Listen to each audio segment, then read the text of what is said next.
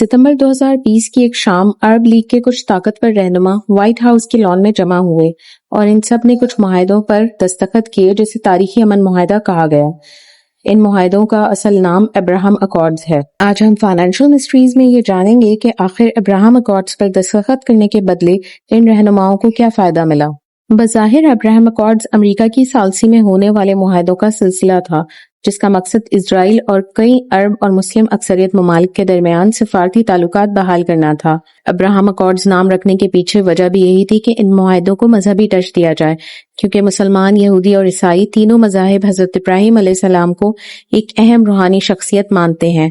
बज़ाहिर ये मुआहदे सफारतकारी, तिजारत, सयाहत और ताउन के बारे में थे, लेकिन हकीकत इससे कहीं ज्यादा गहरी थी जो दुनिया को नहीं बताई गई। इस हकीकत को जानने के लिए 13 साल पीछे चलते हैं, जब मुत्तहिदा अरब इमारात और इजराइल खुफिया तौर पर साइबर इंटेलिजेंस शेयर कर रहे थे और मुत्तहिदा अरब इमारात इजरायली कंपनी एनएसओ ग्रुप का पेगासस स्पाईवेयर अपने सहाफियों, कारकुनों और सियासी मुखालफिन की निगरानी के लिए इस्तेमाल कर रहा था।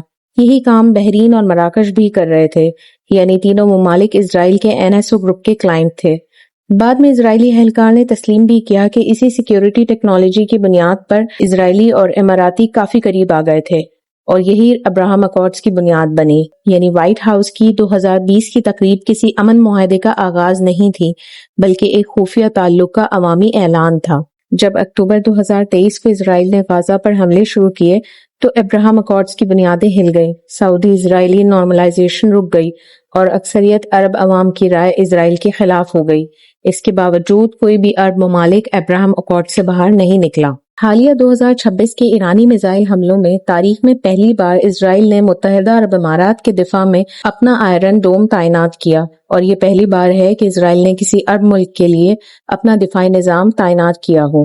25 मई 2026 को ट्रंप ने अवामी तौर पर मुतालबा किया है कि सऊदी अरब, कतर, पाकिस्तान, तुर्किया, मिस्र और उर्दन सब अब्राहम अकॉर्ड्स में शामिल हों और जो मुल्क इनकार करेगा वो अपनी गलत नीयत जाहिर करेगा। पाकिस्तान वो पहला मुल्क बन गया जिसने खुलकर इस मुतालबे को मुस्तरद किया और ये वाज़ेह किया कि इजराइल को तस्लीम करना फलस्तीनी रियासत के बगैर मुमकिन नहीं।